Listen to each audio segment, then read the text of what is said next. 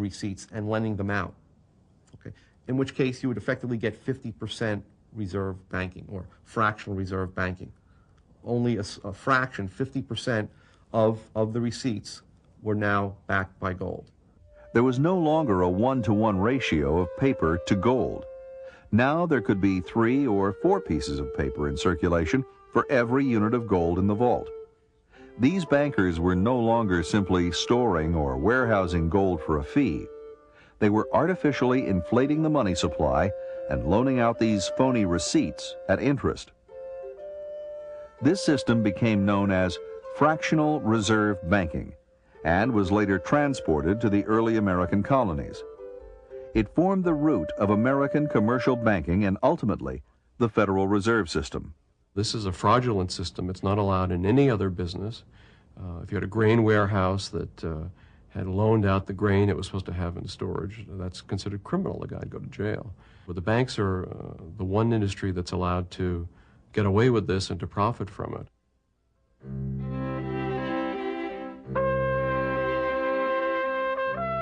Alexander Hamilton became the first Treasury Secretary and in 1791 set up the first Bank of the United States as America's central bank to expand the supply of paper money for the benefit of the government and the commercial banks.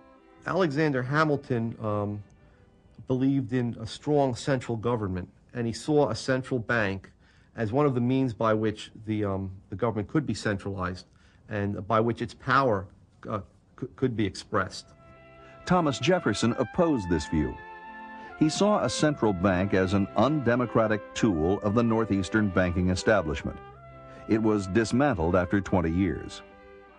Jefferson was an opponent of a strong central government and at all costs wanted to remove the central bank. In 1816, the federal government made another attempt to set up an inflationary central bank.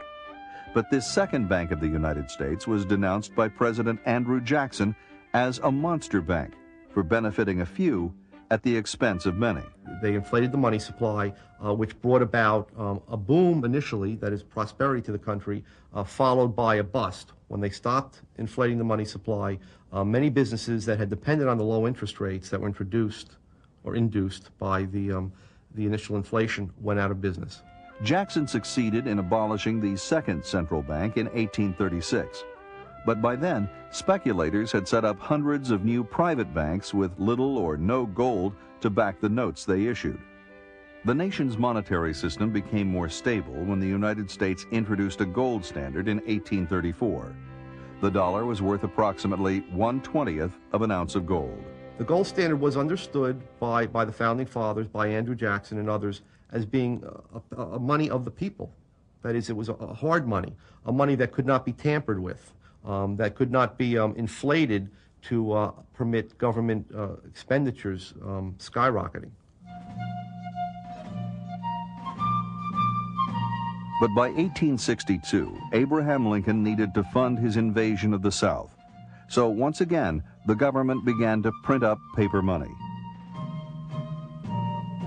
Basically, the United States went off the gold standard in order to finance the Civil War. Okay, and you'll find in history that almost every large war, every major war, has involved a departure from the gold standard, because the gold standard puts strict limits on government financing.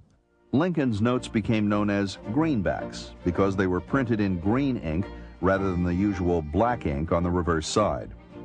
These so-called fiat notes were deemed legal tender by the government, but they were not redeemable in gold. Lincoln, under cover of war, issued tremendous numbers of greenbacks. Gold was still circulating, but people were forced to accept these greenbacks as if they were at par with gold. The government's power to print unbacked paper notes would later become the pillar of the Federal Reserve System.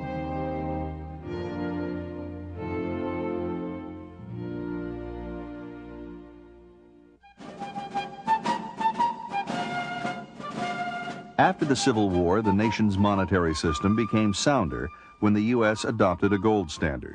We went back on the gold standard in 1879 and had probably the greatest period of growth and of prosperity ever in the country's history. For nearly 20 years, the total output of goods and services grew at an unprecedented rate of 4% per year. The reason being that with a sound money and without the ability to manipulate the interest rate, we had a lot of genuine saving and investment, which then led to more capital goods and higher labor productivity in the United States. In the midst of this prosperity, the big industrialists and financiers were plotting to expand their empires with the help of government. With the passage of the Interstate Commerce Act of 1887, the large railroads succeeded in blocking their smaller competitors through regulation. The ICC was put in place in order to protect the railroad owners from competition. Okay, it was not the case that it was going to protect consumers or shippers. In fact, consumers were hurt because ultimately, with higher railroad rates, they were forced to pay higher prices for the goods and services that were shipped across the country. By 1896, they were poised to do the same thing with the banks. Two camps emerged as leaders in this economic war. They were led by J.P. Morgan, the world's most powerful private banker, and John D. Rockefeller, the oil tycoon. Morgan and Rockefeller were great adversaries, but despite their business differences, they both favored a central bank. They wanted cheap credit and an inflated money supply to finance the expansion of their empires. Together, they led the campaign to sell the idea to the American public, which later led to the founding of the Federal Reserve. If the American people got wind of the fact that this bank was not in their interests, okay, if in fact they understood that it was in the interests of the financial elites who would use it to inflate the money supply and in doing so increase their own revenues, they would have been held to pay. The legislation would have never passed under those conditions. So it had to be sold to the American people as a way of making their currency more elastic.